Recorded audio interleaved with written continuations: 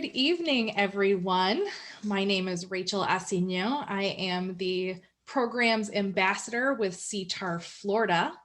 And with me this evening, we also have Curtis Curry, the President of SIETAR Florida. We have Yuko de Neuville, the immediate past President of SIETAR Florida. And we have our founder, Patricia Coleman, on the line with us as well.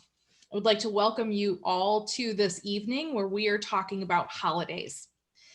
At SIETAR Florida, we felt that it was really important to talk about other people's belief systems because that's a big part of culture. In December, we usually hear a whole lot about Christmas, but there are so many holidays that happen in December. We invited 3 people here tonight to tell us about the holidays that they celebrate. Our first presenter this evening is Professor Cassandra Moorman, who is going to speak to us about Kwanzaa. Our second speaker this evening is David Marone, who's going to speak to us about Hannukah. And our third speaker this evening is Pim Parpart, who is going to share about the New Year's traditions that she has celebrated in Thailand. We're going to begin our program. This is recorded and we will have it posted on our YouTube channel and our Facebook page as well. If you are interested in sharing this with those who were not able to join this evening. Feel free to use the chat if you have questions throughout the presentation. Also would like to hear where you're calling in from this evening too, so make sure you drop that in the chat as well. Our first speaker this evening that I would like to introduce is Professor Cassandra Moorman. Take it away. Thank you, Rachel. Good evening, everyone. Thank you for having me, and I am happy to share Kwanzaa with you guys. I want to start with an image of my mom. So her name is Bernice Moorman. It's very important to have images, whether it's a picture or a drawing of ancestors in Kwanzaa. Kwanzaa is a 7-day celebration.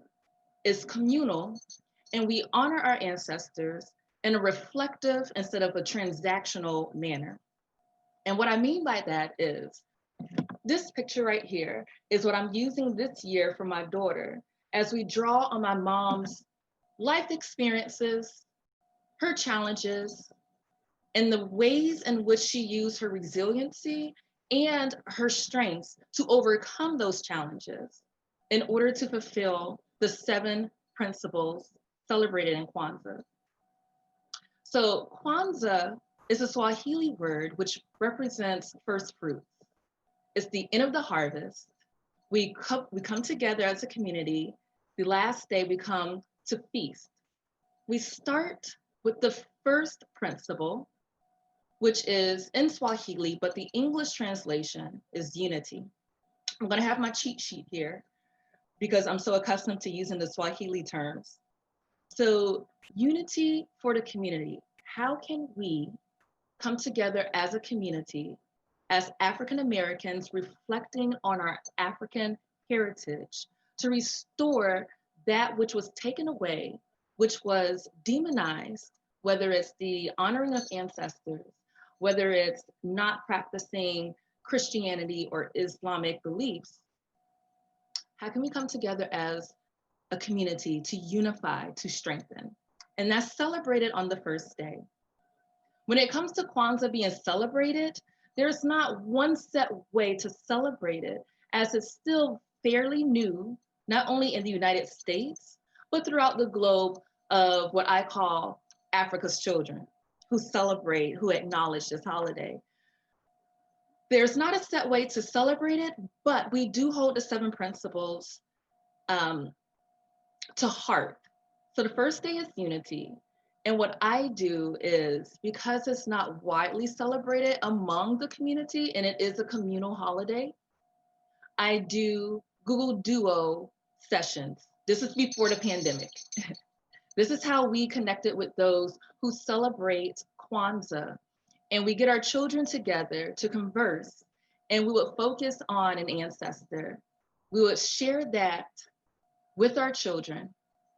And then we'll allow the children time to converse and to share their ancestor. This is my grandmother, and this is what I learned about my grandmother. Anything that's beneficial to unite us. That's what we do on the first day. And we also light our candles. So there are 7 candles, each candle representative of the principle. The second day is self-determination. And these are really good principles where one doesn't have to follow a religion. It's actually the only non-religious holiday that I know during this time. So it's really open to all faiths and for those who do not exercise or claim a faith. The second day is self-determination. So this is where we really define who we are as descendants of being African. Typically in the United States, those who are considered African descendants are generally geared toward those from the Caribbean, and African Americans usually get lost in the translation. So self-determination is really important when it comes to African Americans rediscovering who they are as Africans. The third day is collective work and responsibility. This is how we pull together as a community to draw in our skills. Oftentimes we feel that much of our, not only work ethic, but our creativity, our ideas are often stolen, for a lack of a better way to say it. It's appropriated. So we come together as a community and we find out what can we do, what talents and responsibilities can we share amongst ourselves to edify our community. So the common theme is what can we do for our community? How can we get better as a people? How can we feel more comfortable in our Africanness? For example, showing up to the office like this may seem unprofessional and mainstream, but how can we find our identities as Africans and be okay in America? The next one is cooperative economics. How can we pull together to support Black-owned businesses? And we often refer to many Black-owned businesses that were successful in the past, in particular Black Wall Street, that unfortunately suffered terrorism from other Americans who are not Black because of hatred. So how can we come together each year? What do we need? Do we need to encourage each other? Do we need to bring more awareness, help with promoting of our businesses in order to have our businesses thrive? The next day is purpose. So we really get grounded with this principle here. What is our purpose individually and collectively? How can we as a people help each other fulfill our purposes? The next day is creativity. How can we use our creativity to leave our community more beautiful and beneficial than we inherited? So we look at our ancestors, we reflect on their tools, and then we use that as a basis. This is what was left behind. This is the baton passed down to us. What can we do now to keep this going? And the last principle is faith. And this is not a religious basis of faith. This is faith in our community. Many systems here in the United States were put into place that really made African Americans not only lose our identities, but feel shameful about it. To be jealous, to be put against each other, which is how such atrocities against African Americans thrived for so long and continue to thrive still to this day. So how can we have faith in our fellow brothers and sisters that we can make it out successfully? And that day is celebrated on New Year's Day. Each of the 7 principles work together to prepare us for the upcoming year, to be our best selves, not only for our personal gain, but to give back to our communities. So we see our successes reflected in our communities. And some families, they don't use their personal ancestors because there are those who were brought up in the foster care system or adopted, and they truly don't know their bloodline. But they do reflect on civil rights leaders, or they do the research and they say, well, you know, I don't know which country in Africa, and then which region within that country my ancestors derived. But here's the starting point. This is information I can connect with to an African warrior, African dynasties, and those who led those dynasties. It's really to get us grounded as to who we are, because the belief is if we don't know who we are, we're not going to know where to go and we'll be easily misled. And that's the gist of Kwanzaa. I know there's much more in terms of the food. Do we actually get together? And what do we do when we get together? Very quickly, because I believe my time is running short. There's African drumming, there's singing. I know in Nashville, there's this huge celebration where it's in a church of various faiths coming together each night for different age groups, teaching our African ancestry, having a theme. And that's the gist of it. It's really to build up our community. I think that's my time. Any questions you may have, I would be thrilled to answer them. I'm going to leave my comments down in the chat, not my comments, my contact information, so you can share comments, questions you may have. I'm open. Thank you for having me. Thank you. There's one question in the chat that I would like you to answer live, because they're asking, would you mind sharing with us the Swahili words? We'd benefit from your pronunciation as well. Oh, you put me on the spot, huh? I like that. Some of them I don't pronounce correctly, but I don't mind. Just a moment. The first one is, they're fairly simple.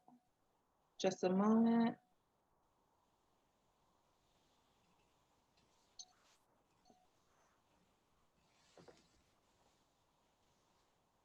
As I find it, here we go. So umoja, I'll type it in the chat. I think that helps. Umoja. Matter of fact, if you can repeat after me, obviously I won't be able to hear you, but I think it's good practice if we can do it together. Umoja. Umoja. The next one, kuchikalia. Kuchikalia. Kuchikalia. Excellent. The third day is ujima. Ujima. Ujima, excellent. Ujima. Ujama is the fourth. Ujama. Nia, which is also the names of many people I've met. It's pretty racially ambiguous. Nia. Mm-hmm. So for those who are wondering, I've met a Nia. Well, that Nia means purpose. Nia. Kuumba. Kuumba. And the last one, which is the masculine form of faith, Imani. Imani. I've heard that as a name.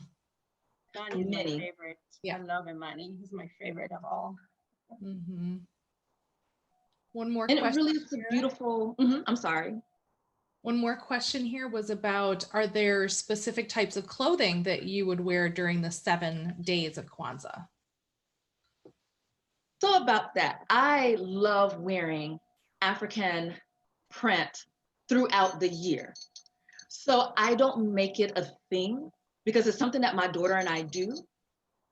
Typically speaking though, this is where African Americans shine.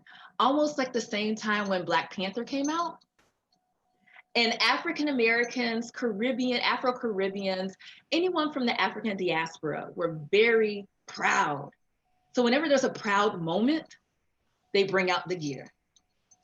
Whether it's just a hair wrap, the full ensemble of the attire, or if it's earrings, jewelry. They really bring it out, especially during Kwanzaa if they celebrate it, for sure. And it's a beautiful thing to see. And it also is a testament of the bravery, because African designs are colorful and bright. They are not meant to be modest at all. It's significant of the culture. So for those to wear it or to represent it, even at this fabric wrapped around a pin, and they use that in the office, it really is a sign of bravery, and it's a sign of pride that, yes, I feel safe enough to do this, whether I get that affirmation from mainstream or not. May I say, I think it's also a symbol of joy, because I've attended a funeral in West Africa, in Togo, and the family, the entire family and close friends, they went out and they got one pattern, the banya, and they had all the clothes made and the bright, beautiful, you would know, Rachel, beautiful, brilliant colors to wear at a funeral. So it's a celebration, not where in Western, where we would wear black clothing and very somber, but here's the joy in the life and celebrating the life of the person who's passed on. And I'm glad you mentioned that, David, because that, I want to speak on that just a tiny bit. That reflects the reflection of ancestors. So what I have is an ancestral altar. So instead of mourning the death, there is a mourning period, but that's more personal. Collectively, we know that they've transitioned to be an actual ancestor, to guide. They're doing their spiritual work on the other side, but they're also making themselves available to give wisdom or encouragement and guidance. So it isn't a dreadful moment. You're right. I wanted to make an announcement that with the challenging times of people, not having jobs and the money is tight, some of the salons in South Florida have actually made some marketing around the fact that simplify life and support Black-owned businesses. Start with yourself, self-care, and shine from within.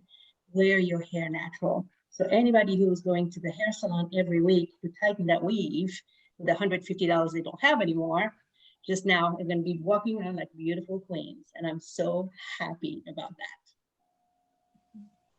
Thank you for sharing I that. like that. I love it. Well, thank you so much, Professor Moorman. I'm going to drop her contact information again in the chat in case you missed it. If you have additional questions about Kwanzaa, please feel free to reach out to her. And thank you so much for presenting Kwanzaa to us. I learned a lot. My pleasure. Our second speaker this evening is David Marone, a fellow SIETARian, and he is going to speak with us this evening about Hannukah. Yay. Thank you, Rachel. Well, greetings to everyone from Philadelphia. Somebody's mentioned the chilly Gulf Coast. Well, you should, Space Coast. Anyway, chillier up here in Philadelphia. So thank you so much, Rachel, for inviting me. Thanks everyone for being here. I am going to share my screen because I have a presentation that I put together for everyone. Just one moment. I'm somewhat new at this, and it's a PowerPoint. And so I'll guide you through it, and then we'll have time for questions and so forth at the end. So I'm going to start mine from the beginning, and it's all ready to go. If you're, maybe you could put a hand up or something like that, or unless someone like me to wait a little longer before. No, we see it. Go ahead. Very good. Okay, so I'm going to talk about Hannukah, which we call the Festival of Lights. Hannukah Chag HaOrot, in Hebrew, it's exactly that. It's a Hannukah, the Festival of Lights. And it's interesting about Cassandra mentioning the dedication, renewal, and so forth, because in many ways, that's what Hannukah is about. So on the bottom right-hand side, I'll just cover a little bit of the historical context, which is important to get an idea of why Hannukah is what it is. Some of the symbols and traditions that we use in the Jewish faith. And then there's a little bit about Hannukah, the way it's represented in the United States today. So Hannukah in Hebrew actually means dedication, and dedication in the sense that rededication of the temple following the expulsion of the Assyrian, Hellenized, Seleucid occupiers in the land of Israel. And I'll talk a little bit about that in the when I talk about the historical context. I'd like to point out that Hanukkah is not a religious holiday. It does not appear in the Bible, does not appear in the Jewish Bible, which is the 5 books of Moses. It is more a holiday or a festival of what we would call a festival of national liberation, and soon you'll understand why. That, by the way, is a representation of the temple in Jerusalem. That is in Jerusalem. It's a model of the old city of, of what was Jerusalem in temple times. It's what we understand to be the way the temple looked. So we're talking now about the Seleucid Empire. Seleucid Empire lasted, as you can see, from 312 to 63 BCE. In Judaism, we don't refer to BC, before Christ, because it's not our belief that, that Jesus was the Messiah. So we refer to the before the Common Era, and then of course after 0, or what in the West would be Anno Domini AD, we call the CE Common Era. So this map of the Middle East and the Near East is from approximately 250 BCE. You can see on the Western Mediterranean, you'll see Jerusalem, Gaza, Tyre, some of the cities that are in current day Lebanon.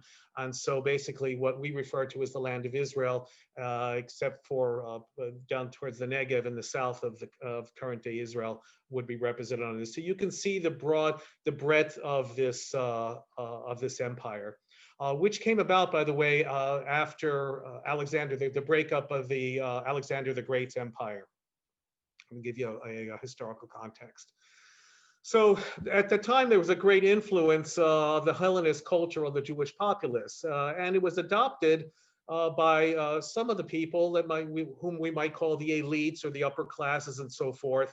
On the right, there was the body worship that we know from the Greeks and from the Olympics and so forth. And then you can also see on the left-hand side, that is a mosaic floor from that was discovered in the current day Israel in the is it the Jesuit? No, it's not the Jesuit. Well, in northwest Israel, it's a place called Bet Alpha. But what's important about that is there are figures from the horoscope, and in traditional Judaism, you would not have the representation of people or idols and so forth. So that's just to show the Hellenist culture that there was the representation of animals and people. And this was, of course, total anathema to the most of the populace who were most traditional and so forth, did not accept the Hellenists. But there was a more and more influence of the Hellenist culture because of the Seleucid Assyrian Hellenized peoples who had conquered the land and occupied the land at the time. So just on the left, you can see what followed the revolt of the Maccabees. The revolt against the Seleucid Empire in what is then the land of Israel took place in from 167 to 160 BCE. Judah Maccabee and his father and his followers, where they were what we might call today terrorists, actually. They used terrorist or guerrilla, not terrorists, sorry, guerrillas. That's a better word, guerrilla warfare against the Assyrian troops and ran this battle from the mountains in Modi'in. Modi'in, as I have the arrow pointing to that, you can see relative to where the capital Jerusalem is located. And that is superimposed on a map of current day Israel. So once again, give you an idea. Now, of course, we have a very romanticized idea of Judah Maccabee, but pretty much why is that you see a hammer in his hand? Because a makkah in Hebrew means a hit, like a strike with a hammer. And so the Maccabees, because they hammered the troops. And ultimately, I think the Assyrians decided that it just wasn't worth it, this little piece of land that didn't mean too much to them after all, and they left. And it was a great it was a great victory for the Maccabeans. And then they established the Judah Maccabee and his descendants then established the Hashmonean kingdom, which I have under the map, which took place in 1st century BCE. just if you want to get a look at what Modi'in looks like today, there's a modern city in Modi'in just near where the Maccabees were located. So it's, I just threw that in there so you get a modern perspective. So we talk about the miracle of Hannukah and the rededication of the temple. So what happened was during the Seleucid occupation, they basically desecrated the great temple by bringing in idols, by bringing in pigs and so forth, which was anathema to the people at the time and totally against the religion. And what happened was in order to rededicate the temple, the priest, the high priest, needed to have holy oil. And what was the miracle of Hanukkah was, well, let me first have you take a look at this. And I don't know if anybody wants to unmute and tell me if you can see the difference between the menorah on the left and the menorah on the right. And the menorah on the right is a Hanukkah menorah, and it's special in some way. Anyone have an immediate, go right ahead, shout out.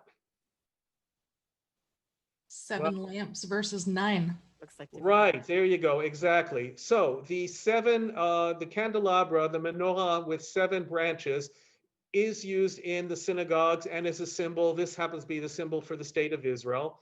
And on the right-hand side, you have a Chanukiah, you have a menorah with 8 candles, with the center, which is higher, usually higher, is called the shamash.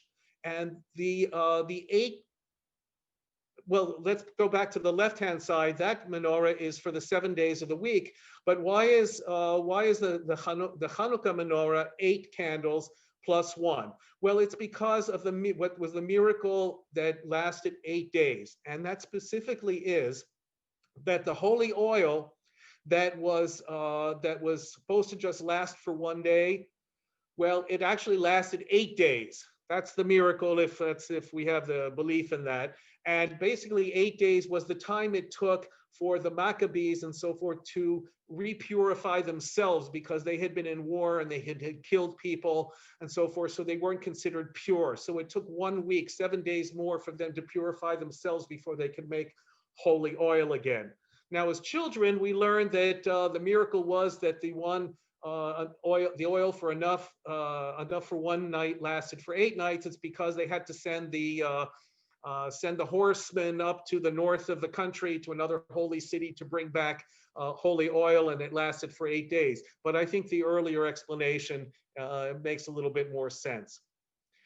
And I wanted to show you what the different types of Chanukiot. This one is from North Africa from the early 20th century, where the shamash is used to light all of the other candles. And in the North African and Middle Eastern Chanukiot, typically they would use oil with a wick and not candles. But the shamash is used to light the other candles. And here we have 1 candle for each night. And you can see the child on the left is using the shamash. It's the 3rd night of Hanukkah. The child is using the shamash to light the 3rd candle for the 3rd night, and the 4th candle for the 4th night, and so on, until the 8th night. Now, of course, if there wouldn't be food, it wouldn't be Jewish.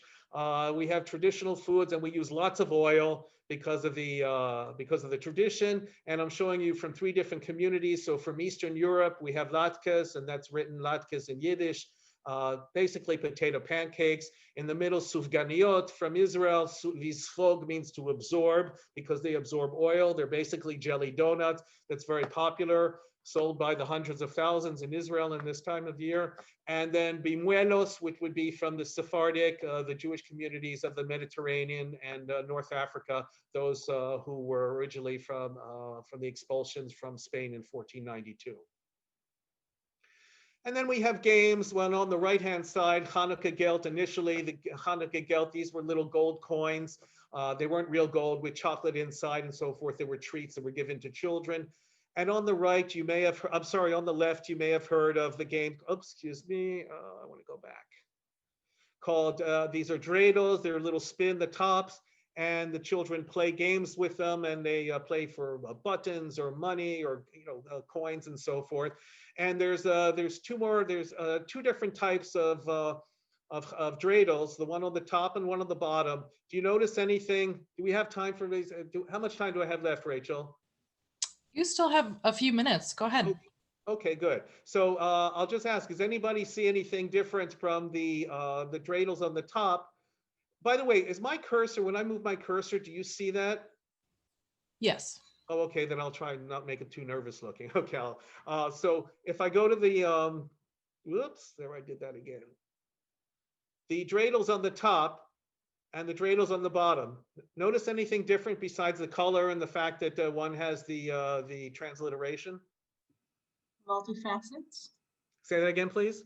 Multifacets. Well, they all are they all have four sides, so it's They a do. spinning top. I'll give you a hint. It's in the, since you know, go ahead. The color? It's in the lettering, actually. Take a look at the last letter of each on, I say the last letter because in Hebrew we read from right to left. So the farthest to the left on the top and the bottom. Notice they're different. Okay, so here and then here. So these all stand for a word in Hebrew, Nun, Gimel, He, Shin. They stand for the words Nes, Gadol, Haya, Sham, which means, it means, well, this is miracle, big. So a big miracle was or happened there. Okay. Here below we have Nes, Gadol, Haya, Po. Well, in Israel, I'm sorry, in Hebrew, Po means here. So it's a big miracle happened here. So the dreidel used outside of Israel would be this one. Typically, you wouldn't use a big miracle happened there in Israel because we're saying a big miracle happened here, right here. So subtle difference, but important difference. And lastly, I wanted to talk to you just a little bit about Hanukkah in the United States. I put it versus the Christmas tree.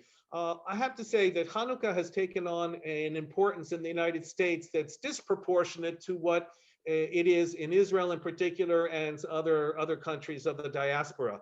And to a large extent, it's because of the proximity to Christmas. Hanukkah, the date changes in the month of December because we use a lunar calendar, but it's almost as if there were a competition. You know, we're Jews are a minority in the United States, so if we're with I remember when I was a little boy and the kids on the block, well, we had a very mixed religion and ethnically mixed neighborhood. Oh, well, how come the other kids get all these Christmas? Sorry, they get all these gifts on Christmas Day. So Hanukkah has acquired less significance in the United. Well, it's acquired a greater significance in the United States for the sense of giving gifts and so forth, and we get one gift for every night. As to its original purpose, as you might say. So I say it's a little bit of a competition from a Jewish perspective, but once again, it's a little bit less close to the actual origin of the festival. And there you go. Thank you, David. Does anyone have any questions? I have a question. I was wondering, how do you play the game? How do you play the game? Yes. Okay, it's been a long time. So basically, it's spinning the top, and then you're to guess. You have to guess which letter is going to wind up on top is one way of doing it. And if you win, it's worth a penny or 2 pennies or something like that, or a piece of candy, and that's how you would play. I was wondering if the prize was money, so you kind of confirmed that a little bit. Yeah, but basically we're talking now. I don't know these days. I know when I was a kid, if you got a quarter, that was a lot of money. So yeah, so we're talking in small amounts. Thank you. You're welcome. Anyone else have any questions about Hanukkah? Can we go over the pronunciation again? Because I hear Hannukah, Hanukkah. Okay, so it's a guttural H or CH, or sometimes transliterated as KH. Hannukah, right? Hanukkah. And just as a note, when in Israel, when you or in Hebrew, if you have a housewarming, The term for housewarming in Hebrew is Chanukat Bayit, which means dedication of your home or of your house, because you're dedicating it as something that's new. So that's another use of Hanukkah.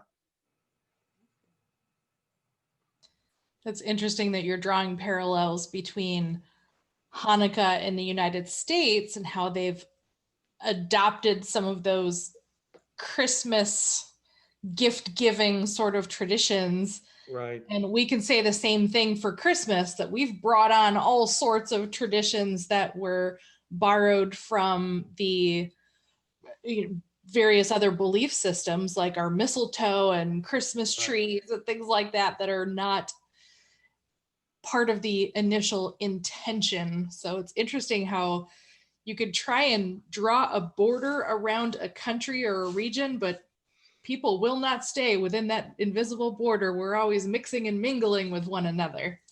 So well, in fact, you see more of the sufganiot, the jelly donuts. You see that more and more in the United States because of the influence. Oh, there are Israelis who've come to live in the United States and so forth. And so that's where we see that. When I was a kid, we didn't know what that was, but now you see it more and more. So things change, cultures change, as we all are aware. Definitely.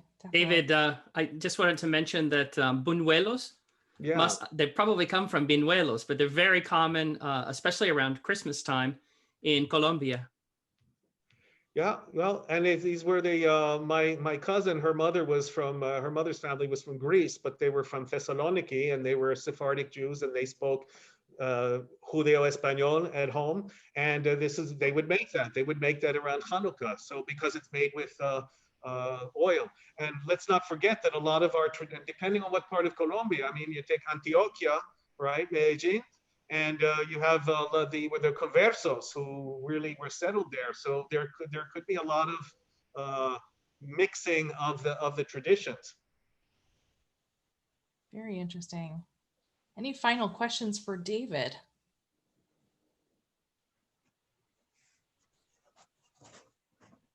All right, hearing none. Thank you so much. We learned a lot about Hanukkah. That was fantastic. Our third speaker this evening is Pimpar Part, and she is going to share with us her tradition of New Year's celebrated in Thailand. Yes, good evening, everybody. Thank you, Rachel, for inviting me.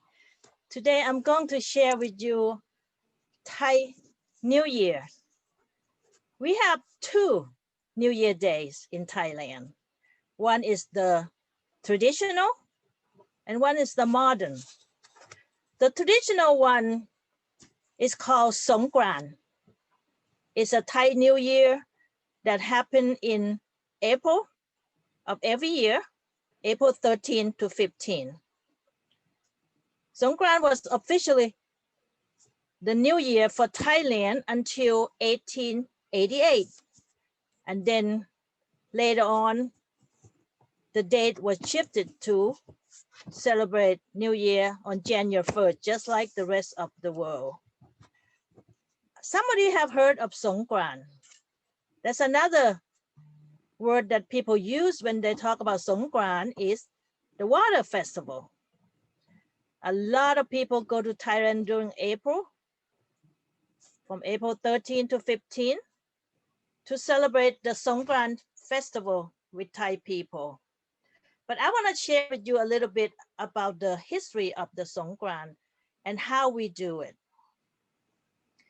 The Songkran celebration is rich with symbolic traditions. The morning, this is what we're still practicing today. The morning begins with the merit making by going to the temple, visiting local temples and offering food to the Buddhist monks is very common. On this specific occasion, we perform water pouring on Buddha statue and the young and the elderly. And then it's really a normal ritual to do that when we go to the temple. It represents purification and the washing away of one's sin and bad luck. So you wash all the bad luck away. As a festival of unity, people who have moved away usually return home during this time to their loved ones and to visit their elderly. Paying reverence to ancestors is an important part of Songkran tradition. The holiday is best known as the water festival. As you can see from the picture, did you see that elephant? We don't just pour water to people to wish them luck. We host them with elephant. In the city that's famous for the tourists, they have elephant to be hosting people with that. And there's no pouring water from the little bowl like we usually do. The children will get a bazooka out and shoot each other with the water. But as you can see, the picture of the elderly, we go pour water to the elderly. And of course, we offering food to the monks. And we also bathe the Buddha statue. I have many Buddha statues in my house, as you can see. What we do is we will pour the water, we put scented cologne or something, scented water and some little piece of flowers. Then we will pour it over the Buddha. That's to bathe the Buddha each year. I want to show you different statue that I have.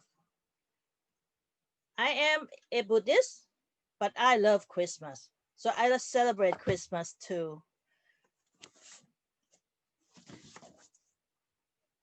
The holiday is known for its water festival. Major streets are closed to traffic and are used as arena for water fights. Celebrants, young and old, participate in this tradition by splashing water on each other. Traditional parades are held, and in some venues, mid-Songkran is crowded, where contestants are clothed in traditional Thai dress. Now, during Songkran, some traditional people will dress up in a Thai costume. If we go to the next page. Yes, that's a traditional Thai costume. I have those. Sometimes when I feel like doing that, I will dress that up to go to the temple. There is a Buddhist temple in my city. I live in Melbourne, Florida.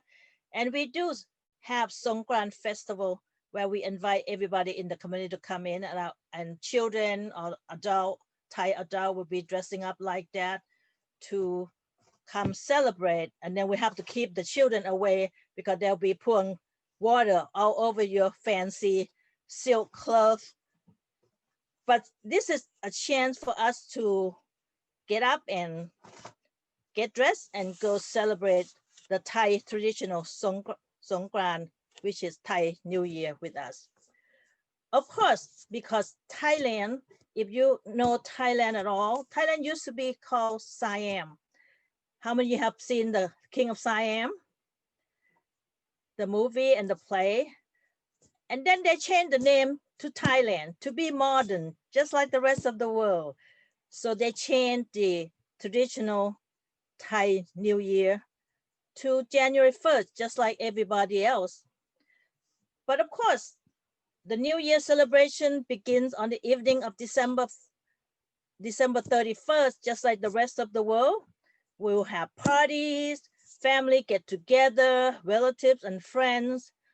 And then we present each other with gifts or money. Usually we get money. In Thailand, we still give a lot of money as gift. It's just like Christmas. Even at school, at the end of the school year, the children will be exchanged gifts just like in the US. Of course, in the midnight of New Year Eve, they'll have fireworks just like everywhere else in the world.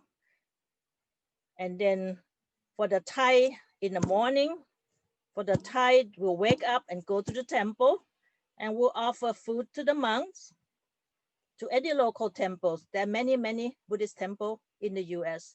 And of course, there's temples in every corners of Thailand. And sometimes we go to the temple, sometimes we invite the monk to come to the neighborhood because, like I said, there's a temple in every corner of the street. So there's plenty of monks that can go around the neighborhood, the village, to come receive food at the village. The village, I don't mean the old village, I mean the subdivision. There's no more village in the city. But this is the time of year when people who live and work away again will come home to visit family and friends. Some companies take this opportunity to give their employee a bonus or offer promotion. They usually do that during the new year. Overall, New Year is celebrated much like it is around the world, a time to celebrate the year gone and look forward to the new year coming, a time to spend time with friends and family. There is also the gift giving, which is similar to Christmas, just not as commercialized. And of course, the department store, they do decorate Christmas. They might have Santa for the children, but 90% of Thai people are Buddhist. So we don't actually celebrate Christmas the way the Christianity does. But I want to share with you, when I was growing up during the New Year, the January 1st New Year, in every city around Thailand, they will have a festival, a New Year festival. They'll start a few days before New Year and a few days after, and they will have a carnival. They'll have vendors all over the place. Usually we have it at the city hall where they have a big field. So there'll be a lot of vendors and food and drinks and alcohol. And we will be celebrating Thai New Year for like 4 or 5 days. And that's when they also have Miss New Year. They do beauty pageants and everything. But the best part about New Year is the food, because if you know Thai people, they like to eat and they like to dance, they like to sing. Every time they get together, it's food, drink, alcohol, and dancing. So this is how Thai people celebrate New Year's. There's two. One is traditional New Year, which is called Songkran, or you can just simply call it Water Festival, and then the modern Thai New Year. At this time, I'll take questions. There was a question in the chat wanting to know a little bit more about the water. What's the significance of the water? You mentioned pouring it over the Buddha for washing away sins and also for washing away bad luck. But then you also talked about children with bazookas everywhere. So could you talk to us a little bit about the significance of the water? Because April is a really, really hot weather in Thailand. I mean, super, super duper hot in Thailand. So the people take the opportunity to practice pouring water to each other, to bless each other. They went ahead and pour a lot of water. They are still blessing people, but they're blessing people in a way that they were just having fun. So it turned to be a fun way to bless people by just blast them with water. But the meaning's still the same. We are blessing you with this water so you can to wash your sin away, and we're blessing you to have a happy new year, because that is a traditional Thai New Year. So it just changed because people took advantage of that opportunity to just have fun with it.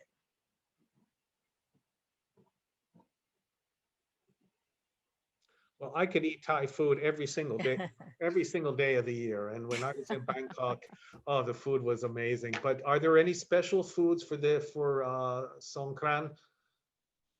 It's the same street food. There'll be a lot of street food all over the place. There's a question about bringing food to the monks. Monks has no money. They don't earn income. So they depend on people to bring them food. And that's why we did every day, even here in my city. I'm scheduled to go every Wednesday at lunchtime to bring food to the monk. They, of course, if nobody comes, they can cook themselves, but they shouldn't have to, because monk doesn't own anything. They're not supposed to own anything. So people bring food to the monks, and that's our way of making merit. So the monk have to accept whatever we gave them to eat, because we're making merit by providing food to the monks. And then we also, while we're doing that, we dedicate that food to our ancestor, to our family friend who passed away. So I told some of the friend and family who they have somebody that passed away that I have just sent food to your mom and your dad or your brother, your uncle.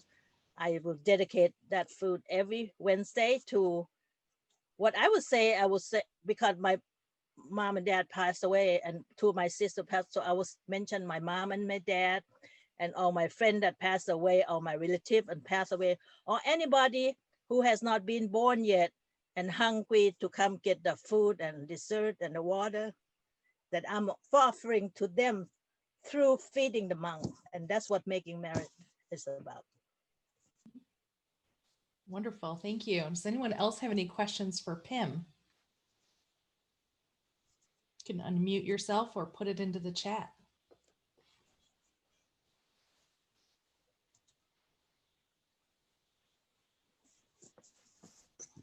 And for those of you who do not know, the Buddhist temple that Pim was referring to in Melbourne, they have a food court every Sunday.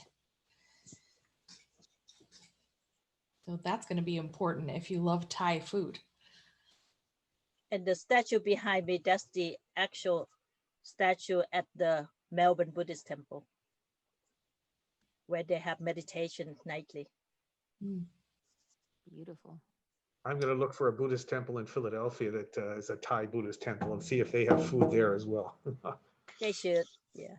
Once we're beyond COVID, we're going to have to start organizing field trips so we can visit all of these different worship experiences. All right. Well, thank you so much. This has been a pleasure hearing from everyone. Does anyone have any final questions for David about Hannukah or Pim about Thai New Year? Unfortunately, Professor Mormon had to drop off, but you do have her email address. Any final questions?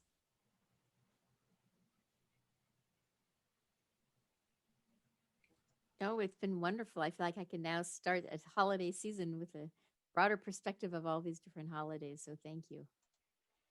Well, I should mention Hanukkah starts, the first night is this Thursday. So we're ahead of everybody else this time. You are. It's not always the case, but this year we are. Do you guys find that there's a common denominator between all the holidays outside of food? Seems to be dedication, rededication, renewal, you know. There is when I heard about the sins and the cleansing and the blessings, it makes me think also of the naughty and nice with the Santa. It's kind of adapted to each religion. That there is, yeah, like that renewal, you know, kind of okay, you can start fresh now. There's definitely a sense of that with Christmas and Easter in the tradition of Christianity as well. So I have a question for Rachel. So what do you celebrate in your household, in your intercultural household? My husband and I are both Christians, so we celebrate Christmas. Since my husband is from Western Africa, he doesn't get into all of the fanfare of everything that we do here. I have trees all over the house and decorations all over the house. That's not totally his thing. I love the lights. I think that's something in common with a lot of festivals and a lot of holidays, is just celebrating light. There's something about our humanness that we are drawn to light. Whenever it's like pitch black out, we're gravitating towards the moon and the stars and any source of light, which a lot of times is like your cell phone these days, but our eyes gravitate towards the light. So that's one of the reasons that I celebrate with all of the things that are not rooted in Christianity, with the trees and the lights and all of that. So yes, thank you for the question. Speaking of light, keep your eyes peeled to the sky. Well, I think, what is it, December 21st? They said the first time since 800 years that the planets Jupiter and Saturn are going to be so close together that it'll look almost like one. Wow, that's really cool. That's really interesting.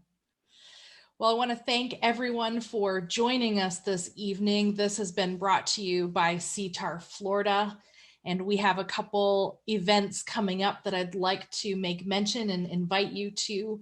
The first Thursday of every month, we just have an informal virtual hangout where we get to know one another and see culturally, what are we doing? Is it a professional thing? Is it a personal pursuit? How are we participating in an intercultural, cross-cultural understanding with one another? That is going to be coming up on January 7 at 12 Eastern time. So we just do that during the lunch hour. And then we also have a follow-up to a program that we had last month about starting an intercultural business. We're carrying that forward on Wednesday, January 13th. That is going to be a keynote speaker. His name is Dr. Neil Goodman. He is a heavy hitter when it comes to intercultural business. He is the president of Global Dynamics, and he's been in business since 1983. So we definitely want to hear about how do you sustain and maintain an intercultural business, and that is going to be our keynote speaker. All of these events are posted on our Facebook. We're putting them over on our Eventbrite. They will be listed shortly on our LinkedIn and also our Instagram. We're trying to be on all of the channels as much as possible. So please reach out to us if you have a proposal for a program or you have questions about any of the programs. You go. Yes, Rachel. Good evening, everyone. Yes, I would like to invite you all this weekend at the event Globalicious Holidays Around the World, organized by our dear friend Patricia Goldman. Do you want to say a few words about your event, Patricia? Sure. I appreciate that. Well, I mean, it's in a way, it has not been made along with this, but it's kind of a continuation. It's experimenting what you've heard today and beyond. So inviting people, first of all, who cannot travel to be with their family, to go into their neighborhood, into their living room, into their streets. We're focusing on the Americas, so this time I'm doing something at 8 p.m. Eastern. Even though I did that, I have Europeans and people in Africa that said, we're going to wake up and come because we want to share. So people need connection. And so it'll be really experimental. I'm dedicating the first part of it, the first half hour after introductions to children, so they can do some show and tell. So I have a family, for example, the mother is Colombian, the father is from Israel. So they're celebrating both Hannukah and Christmas. So one of the little girls cannot wait. I think she'll take over the whole half an hour if Yuko's daughters don't. So it's including everyone, because as you know, we are zoomed out, and I say, you know, we don't need to be sitting in front of our desk. We just put your computer or your tablet on the floor, next to your tree, next to your menorah, and share. So this should be fun, and you can watch or you can dance and sing and storytelling. We're just going to come together globally. Wonderful. Thank you for that invitation. Thank you everyone for joining us this evening. If you have questions about SIETAR Florida, a few of us will stick around. And for the rest of you, thank you and good night.